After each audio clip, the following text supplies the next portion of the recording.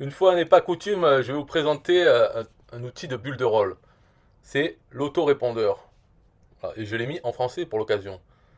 Parce que, bien sûr, les Français, eux, ce qu'ils veulent, c'est System.io. Voilà, c'est System.io. Je crois qu'ils ont découvert le fil à couper le beurre. Alors, il n'y a que System.io dans la vie, en français. Ah, ok, peu importe. Je les comprends. Il y a plusieurs choses de System.io qui sont mieux. Là, on va parler de bulle de rôle, tout ça. Mais System.io, déjà, le prix, l'entrée, gratuit, et 27 euros par mois. Voilà. Ça, il n'y a pas dans Bulle de rôle. Enfin, il y a d'autres choses, mais il n'y a pas, c'est pas ça. Et l'autre truc, c'est bien sûr la simplicité. C'est plus simple, System.io. Et déjà, les gens trouvent ça compliqué. Mais c'est le plus simple possible, la façon de faire. Alors, maintenant, Bulle de rôle. Euh, il y a plein d'outils dans Bulle de rôle. Bulle de rôle, c'est la collection des outils. Alors, on peut dire pareil avec System.io. Il a plusieurs parties, plusieurs outils, mais c'est la même interface. Là, non, c'est une collection d'outils différents. L'interface est différente pour chaque outil, mais ils sont bien intégrés ensemble. Ils sont tous partis de Bulle de rôle. Donc, il y a de la puissance. Les outils, par exemple, voilà, on va montrer, là, c'est l'autorépondeur. Dans System.io, l'autorépondeur, c'est quoi? C'est faire des campagnes email, envoyer une séquence email. Et basta, ça s'arrête là. Bien sûr, on peut aussi envoyer un email tout seul suite à une action, donc dans un workflow ou une règle, ou enfin dans la règle, voilà, après être entré dans une page de capture, on peut faire dans la règle, envoyer tel email. C'est un email tout simple. Voilà. Donc il y a trois choses qu'on peut faire avec System.io, mais ça s'arrête là. Et puis en plus, lui-même, à l'intérieur, dans System.io, qu'est-ce qu'il y a? Il y a les substituts qui permettent de euh, mettre un code dans l'email et il va être remplacé avec la valeur de ce contact. Par exemple, le prénom ou l'adresse email ou d'autres champs personnalisés, on peut en créer. Donc là, on a fait le tour dans System.io de ce qu'il y a. Dans Build the Role et dans donc, Mailing Boss, l'autorépondeur, vous pouvez vous dire déjà que tout ce qu'il y a dans System.io, déjà ça y est. Donc ça n'a pas besoin de revenir là-dessus. Mais il y a d'autres choses bien plus puissantes à tous les niveaux. C'est tout. Voilà comment on peut expliquer Build the Role. C'est tout ce que System.io fait, il peut le faire et il peut en faire beaucoup plus. Surtout qu'il y a des outils dans Build the Role qui n'existent même pas dans System.io. Beaucoup. Un chatbot, si on veut faire un chatbot ou autre. Bon, si on a System.io, on ne peut rien faire avec. Donc il faut avoir un autre outil. Là, dans Build the Role, il y a plusieurs outils. Là, on parle de l'autorépondeur. Alors, on va passer en revue. Là, en fait, c'est sur la page d'accueil pour directement voilà, créer une liste d'abonnés. Alors oui, la différence qu'il y a, attention, c'est que là, ça marche à l'ancienne. On va dire ça marche comme Aweber. Bon, enfin, je sais pas si les références vont vous dire quelque chose, mais à l'ancienne, c'est-à-dire on fait une liste et on met un contact, on le met dans telle liste, dans telle liste, dans telle liste. Sur System.io, ça ne marche pas comme ça. On a un contact et il peut être abonné à telle liste, entre guillemets, c'est-à-dire à telle campagne d'email. On peut faire des règles pour l'abonner à cette campagne, l'abonner à celle-là, mais ça reste un contact. L'élément de base, c'est le contact. Là, dans Mailing Boss, on peut dire que l'élément de base, c'est la liste. Et ça se faisait pas mal avant Aweber, qui est quand même le autorépondeur numéro un, le plus connu, donc c'est pour ça que je le cite lui. Il était à base de liste. Et après, il est passé, on va dire, enfin, il y a toujours des listes, mais on peut faire avec les contacts et abonner à des campagnes et tout ça. Ouais. Donc là, Mailing Boss, c'est toujours avec des listes. Mais un contact peut être dans plusieurs listes. Donc c'est pas un problème, c'est juste une façon de penser. Dans la liste, par exemple, il y a ajouter, bon ça vos compagnies, ça c'est connerie. En fait avec cet autorépondeur, on peut avoir plusieurs sociétés, plusieurs expéditeurs, plusieurs signatures, etc. bien différenciées avec le même autorépondeur. Truc normal aussi. Et donc les compagnies, par exemple, compagnie XYZ, elle va avoir telle liste et telle liste. Et une autre compagnie, telle liste, telle liste. Donc tous les emails qui seront envoyés par les infos qu'il y a dans la compagnie qu'on a attachée à telle liste. Dans System.io, si on veut faire un peu différent, il faut prendre un autre compte. Tout simplement, parce que la signature globale, elle est pour le compte. Donc on ne peut pas avoir telle compagnie et telle compagnie dans le même compte. Il faut prendre des comptes séparés. Mais bon, c'est pas grave. De toute façon, plein de compagnies, on en a une. Moi, j'en ai pris deux de System.io justement pour faire français et anglais, pour bien séparer les deux. Mais ça reste une compagnie quand même dans chaque compte. Là, troisième, connecter et vérifier votre domaine et adresse email expéditeur. Bon, là, on a toutes les. Tu vois, dans System.io, comment on fait? On ajoute un nom de domaine. Ensuite, on va voir l'article dans l'aide où on nous dit d'ajouter les CNAME, le truc comme ça. Et après, une fois qu'on l'a fait, on doit contacter le support, lui dire voilà, ça y est, j'ai fait. Merci de vérifier, d'activer. C'est manuel comme truc. Là, tout est dans une interface bien plus puissante. De toute façon, ça sert à rien que je redise à chaque fois ça. C'est un fait, c'est comme ça. Alors après, créer un modèle d'email. Donc ça, c'est quelque chose qui n'est pas dans System.io. On ne peut pas se créer un modèle d'email et pouvoir le réutiliser tout le temps. Non, on doit utiliser peut-être avec le nouvel éditeur certains modèles templates d'email qu'ils ont fait. Enfin bon, c'est le bordel, il faut le dire quand même. C'est le bordel. Alors que là, on se crée un modèle d'email et on l'utilise à chaque fois qu'on veut créer un nouvel email, le mettre dans une campagne. Alors, la différence qu'il y a si vous venez de System.io, et un truc à dire, c'est pas System.io ou Builderall.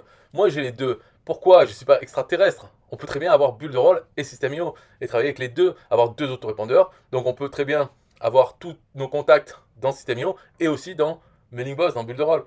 On peut faire des passerelles. Quand quelqu'un s'inscrit sur System.io ou sur MailingBoss, hop, il est envoyé aussi pour être inscrit sur MailingBoss. Enfin, on peut faire des passerelles entre les deux. Donc pour toujours avoir sa liste de contacts la même dans les deux endroits, si on veut.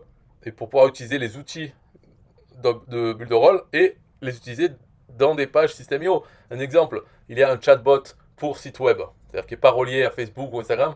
Et cet outil-là de chatbot, on peut très bien l'insérer sur une page System.io.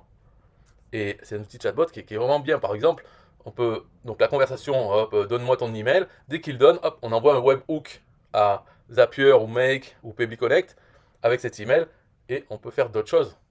Donc il est dans le chatbot, il donne son email, hop, il peut recevoir un email ou être abonné, être ajouté à notre liste de contacts sur System.io et MailingBoss. Il y a plein de choses à faire. Donc les outils de Builderall peuvent être intégrés dans System.io. On n'est pas obligé d'avoir qu'un seul truc. Comme on dit là, il ne faut pas mettre tous ses œufs dans le même panier. Alors, pourquoi System.io et... Non, aussi c'est pareil, il faut en avoir deux, trois. Donc créer un modèle. Créer un email régulier, un broadcast. Donc ça c'est, envoyer, on va dire c'est une newsletter dans le langage System.io. Voilà, pour envoyer une newsletter à qui on veut.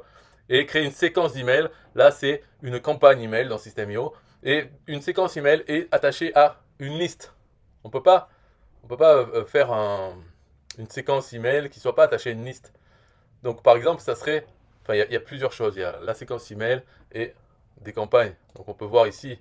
J'espère que ça ne va pas me virer. Bon, de toute façon, dans cette vidéo, je vais juste parler de ça. Ensuite, créer un workflow. Alors là, c'est comme les workflows dans System.io, mais bien sûr, beaucoup plus puissant. C'est-à-dire, il y a plein de déclencheurs, plein d'actions qui est possible de faire avec ce workflow. Même les délais sont plus puissants. C'est normal, hein, quand même. Parce que déjà, dans System.io, on entend toujours c'est une petite équipe. On est une petite équipe, alors bon, nanana. Eux, ils sont pas une petite équipe dans Builderall. Donc, créer une macro personnalisée. Ça, c'est un truc que j'ai demandé à System.io depuis longtemps. En fait, c'est les substituts dans les emails. Pour pouvoir avoir... Enfin, ça, là, macro personnalisée, c'est même pas les substituts. Il y a les substituts au niveau du compte dans Builderall. Mais là, c'est encore un autre truc. C'est macro personnalisé, c'est... on se crée un substitut que quand on le met, il peut même être au hasard. Par exemple, une blague. On peut faire plein de blagues. Et quand on met la macro blague, ça va nous en afficher une au hasard pour chaque contact. Voilà. On peut s'en servir pour ça, ou bien le faire figer. Mais pour revenir au sujet des substituts, ce que je demandais à System.io, c'est qu'il y ait des substituts au niveau du compte System.io. Non pas au niveau des contacts, des champs personnalisés pour chaque contact. Non, un substitut, un champ personnalisé pour son compte. Par exemple, comme ça, on pourrait marquer, on en fait un où il y a marqué la promotion en cours. Voilà, allez voir ça, ça coûte pas cher, tac. Et on le met dans tout, on met le substitut dans tous nos emails d'une campagne. À chaque fois, au milieu ou au début de l'email, on met ce substitut. Si à un moment on n'a pas de promotion, dans notre compte, dans ce substitut, on met rien comme valeur, donc il n'y aura rien d'affiché. Et puis on peut changer. Donc là, on a une promotion en cours, on la met. Ça fait qu'elle sera écrite dans tous les emails qui partent en ce moment. Toutes les campagnes, peu importe où en sont les gens. Et si on envoie une newsletter, paf, on met le substitut, ben voilà, c'est la promotion en cours. On peut s'en servir aussi pour, par exemple, mettre notre pseudo un TPE. Ok, dans un substitut de notre compte, et on fait tous nos liens affiliés à un TPE avec ce substitut.